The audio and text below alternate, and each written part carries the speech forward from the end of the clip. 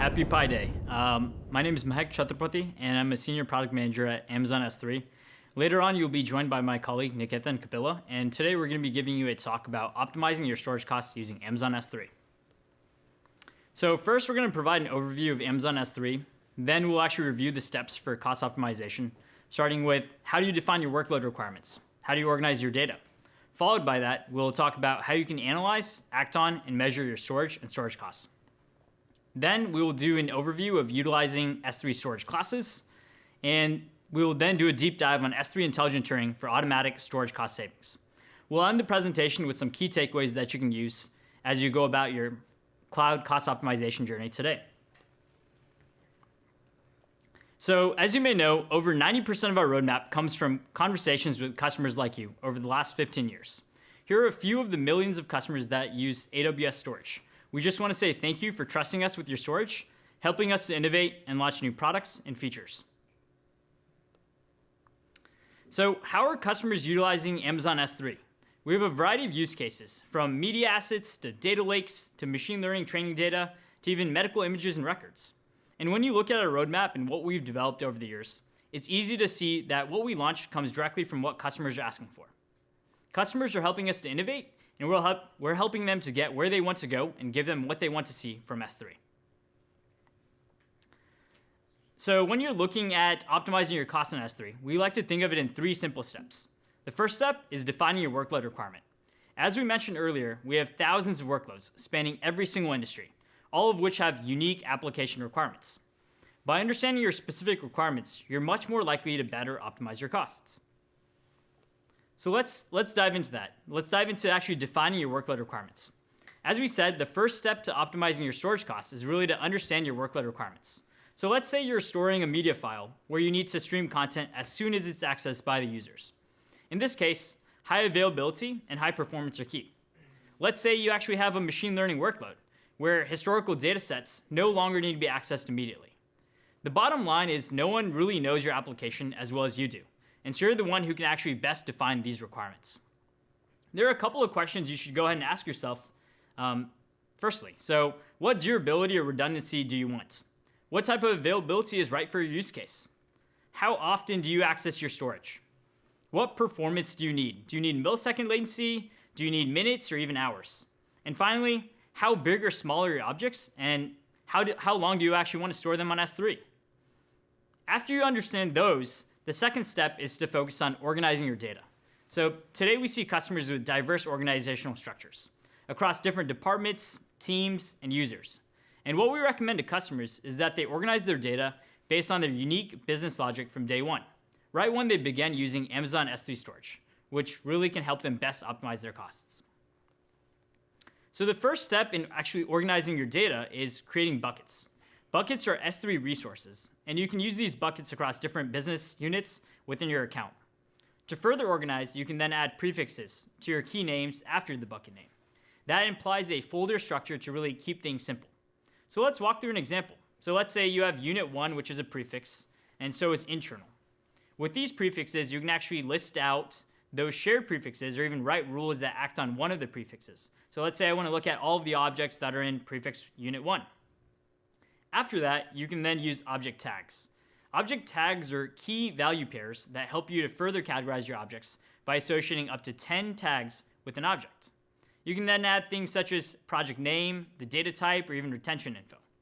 Once we organize our data the right way, we can then more easily apply fine-grained access controls and permissions across different departments, teams, as well as users. When you're organizing your data, it's really important to think about object sizes of your data. That's because as object size increases for a given amount of storage, there's typically a decrease in the request cost per gigabyte. So what we recommend is that customers batch small objects into large objects to reduce the total number of requests and therefore decrease their request costs. That's important, let's say if you have small files. Think back to a IoT use case with kilobyte-sized messaging, for example. Or you have small objects in S3. You can use services such as Amazon EMR to combine these small objects into larger objects. The third and final step in optimizing your costs comes back to analyzing, acting on, and measuring your storage and storage costs. And so what we recommend is utilizing tools such as S3 Storage Lens, Storage Class Analysis, as well as S3 Inventory to analyze your storage. So I'll kind of give an overview of each one of these different features. So S3 Storage Lens provides organization-wide visibility. So you can use it to visualize, analyze your storage usage and activity across all your accounts and all your buckets. Storage Class Analysis provides you that bucket level analysis for those predictable workloads. You can use it to monitor your access patterns across your objects so you can transition to lower cost storage classes. And then last but not least, we have S3 Inventory, which you can use for object level analysis for analytics and auditing. You can use it to batch your objects by size to really help you save on those costs. So far we've talked about the 3 simple steps for optimizing your storage costs. Number 1, defining your overall workload. Number 2, organizing your data. We talked about utilizing buckets, prefixes, object tags, as well as grouping small objects into a larger object. And then lastly, we touched upon the critical component for analyzing, acting, and measuring, which was focused on Storage Lens, Storage Class Analysis, as well as S3 Inventory. Now we're going to dive into utilizing S3 storage classes. So as you may know, since the launch of Amazon S3 in 2006, we've not only decreased storage pricing, but we've accelerated innovation by introducing new storage classes so that customers can optimize their costs based on the requirements of their workload. So going back to 2019, that's when we introduced S3 Glacier Deep Archive, which offers the lowest cost storage in the cloud. And going back a couple of months, at reInvent 2021, that's when we introduced S3 Glacier Instant Retrieval, which is a storage class that delivers the fastest access to low-cost archival storage. At the end of the day, though, it's not just about the cost. So in 2018, we had launched S3 Intelligent Tiering, the only storage class in the cloud that delivers automatic storage cost savings based on the changing access patterns of your workload. So let's actually talk about what this all means. So we have the vast majority of our data has unknown or changing access patterns. And in this case, many customers use S3 Intelligent Tiering to automatically optimize their costs. S3 Intelligent Tiering is really the only cloud storage class that delivers automatic storage cost savings when data access patterns change, without any performance impact or even operational overhead. And at reInvent 2021, we announced a new access tier that's designed for rarely accessed data that needs millisecond performance. Now I can go ahead and provide an overview of the other storage classes that Amazon S3 provides. So S3 Standard is the ideal storage class for frequently accessed data. The best choice if you access data more than once a month. Think back to those TV shows you're watching regularly throughout the month. Next, we have S3 Standard Infrequent Access, which is the ideal storage class for data accessed once every month or 2. Even the best movies are not going to be frequently accessed forever. Next, we have S3 Glacier Flexible Retrieval, the ideal storage class for disaster recovery and backups that you may need to restore. Then we have S3 Glacier Instant Retrieval, which was launched at reInvent 2021, and it's the ideal storage class for data accessed once a quarter. Think back to those weekends when you're looking at those old vacation photos you really haven't seen in a long time. And last but not least, we have S3 Glacier Deep Archive, which offers the lowest cost storage in the cloud with data retrieval within hours, typically used for compliance data. So now that you've seen an overview of the variety of storage classes, I'm going to go pass it over to Nikithan to talk more about S3 Intelligent Tiering. Thanks, Mahek. In this section, we will discuss S3 Intelligent Tiering, which we touched on earlier in our slide on storage classes. Since the launch of S3 Intelligent Tiering in 2018, we see that storage cost savings to our customers exceed a total of $250 million. This is a number we look at here in S3 and we actually get really, really excited about. Because we know that passing on this value to you helps you grow your business and deliver new experiences to your customers. So let's talk more about what S3 Intelligent Tiering is, how it works, and when exactly you should use it.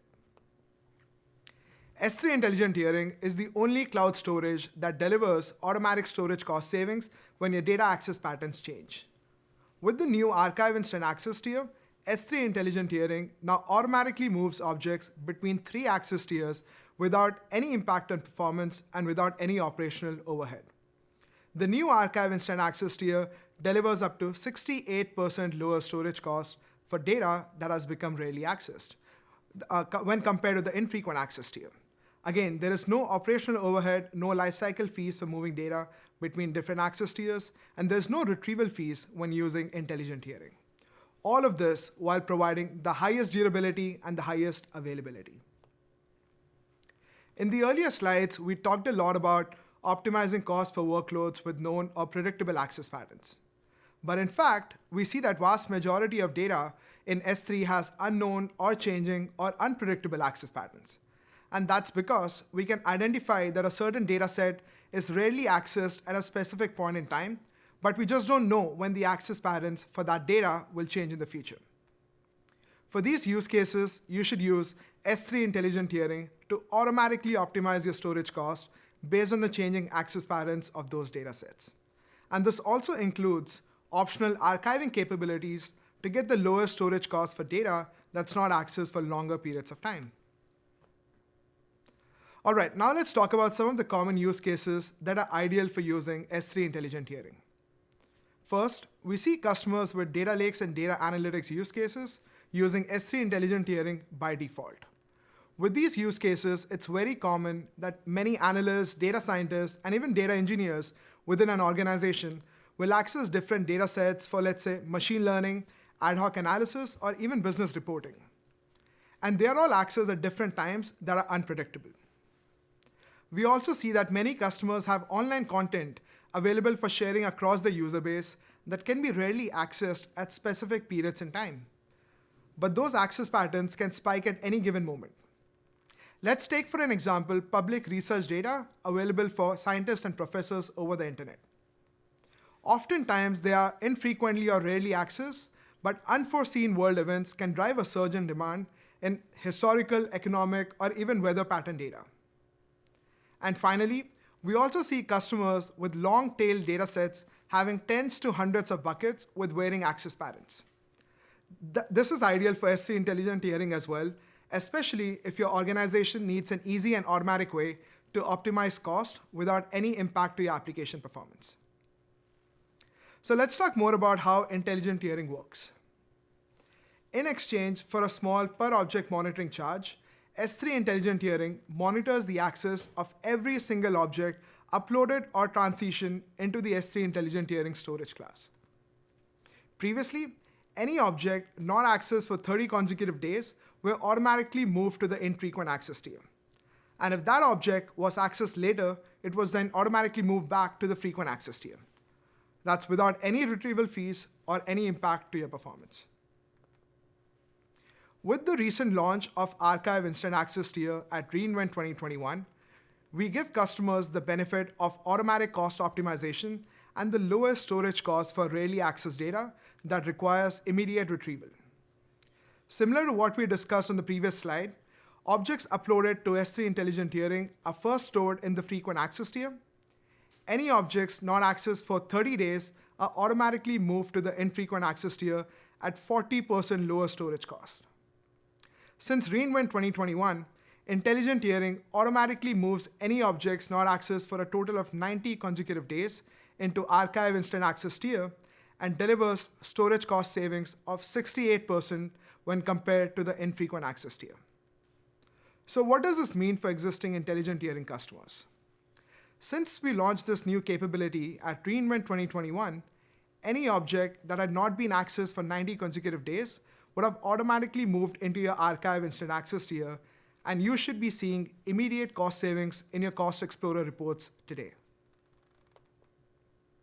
Well, in the last slide, we learned how S3 intelligent tiering automatically delivers storage cost savings of 68% for any object not accessed for 90 consecutive days. But what happens if you want to extend the time to archive and still need the highest performance for your rarely accessed data, and also want to benefit from the lowest storage cost in the cloud? Well, for this use case, we recommend you only activate the Deep Archive Access tier. Looking at the example on the slide, any object not accessed for 90 consecutive days are moved to the Archive Instant Access tier, designed for rare access and millisecond retrieval, but after a full year of dataset not being accessed, it will automatically move down to the Deep Archive Access tier and save up to 95% on storage cost when compared to the frequent access tier. So let's recap about our discussion on the Archive Access tiers. Both the archive access tier and the deep archive access tiers are optional features. You can choose one or both depending on your workload requirements and can configure them using the S3 console, as you can see on the slide, or S3 API, or even the AWS CLI. Many of our customers using S3 intelligent tiering only want to archive data after they know a dataset has not been accessed for a long period of time. And lastly, you can also extend the time to move data to the asynchronous archive tiers by up to a period of 2 years. Since re:Invent 2021, you can also enable event notifications to track when objects are automatically moved to the archive access or deep archive access tiers. Example use cases are media and entertainment customers that need to update the media database that tracks which media assets are not immediately accessible. Once customers make a request for a TV recording, or let's say a very rarely accessed media asset that has been archived, their application knows that the assets have to be restored and notifies the end user to wait several minutes to even hours. In addition to our discussion on the archive access tiers today, I do want to bring your attention to 2 enhancements that are already delivering additional cost savings to our customers. First, any object that are smaller than 128 kilobyte not eligible for auto tiering are no longer monitored or charged. Second, intelligent tiering no longer has a minimum storage duration, which means that any object deleted within 30 days no longer incurs early delete charges. You might be wondering about why did we do this? Well, many of our customers told us that they want to use S3 intelligent tiering as the default storage class without needing to analyze their object size and object life distributions. The simplicity of S3 intelligent tiering is what really resonates the most with our customers. Since its launch in 2018, intelligent tiering has become the fastest growing storage class in the history of Amazon S3. And we plan to deliver optimizations that help you to optimize cost and performance. Since launch, we have delivered on the top feature requests we have received from our customers. For example, customers wanted to track what objects are infrequently accessed for long periods of time. So we included the intelligent tiering access tiers in S3 inventory. Later in 2020, customers wanted a way to automatically archive objects not accessed for long periods of time. And we launched the asynchronous archive access tiers. And then we launched archive events because customers needed an easy and automatic way to track the archive status of objects. And most recently at re:Invent 2021, we launched the archive instant access because many customers told us that they had workflows that needed their rarely accessed data to be immediately accessible. As we conclude our presentation today, let's look at some of the key takeaways from what we've discussed in our session. First, you want to ensure you clearly define your performance requirements by answering questions like, what durability do you require, or what availability is right for your use case? If you have predictable workloads, you can get the highest storage cost savings by fine-tuning lifecycle policies in combination with our storage classes. And for datasets having unknown or changing access patterns, S3 intelligent tiering is your ideal storage class. Finally, you should activate the asynchronous archive access tiers and make them part of your archiving strategy to get the lowest storage cost in the cloud. Well, this was the end of our presentation, and we want to thank you for your time today. Now we'll open the floor for any questions. That was great. Yes. Excellent. $250 million saved so far with intelligent tiering. Amazing. Just amazing. Amazing. I had a question. So with the new launch of S3 Glacier Instant Retrieval Storage Class, when is the best time to use that? What's a good use case for a customer to use that? Yeah, that's a great question. So with the launch of S3 Glacier Instant Retrieval, the best case to use that, so that was launched at re:Invent 2021. The best case to use that is when you have data that you need to access once a quarter. So think back to the medical images, the medical records that you may need to see once every while. We've seen that compared to S3 standard and frequent access, you're able to see savings of nearly 68%. Super, super. This is an excellent product. During your presentation, I know you talked about doing reInvent, that Archive Instant Access was released. Is there anything customers need to do in order to turn this on if they're already using S3 Intelligent Tiering? Or do they just automatically start saving money? For sure. No, that's another great question. So S3 Intelligent Tiering automatically moves the objects into archive access tier when objects are not accessed for 90 consecutive days. Customers don't need to take any actions to get the automatic cost savings with S3 Intelligent Tiering.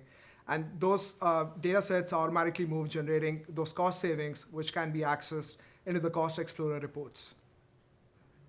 Oh, excellent. Very cool, very cool.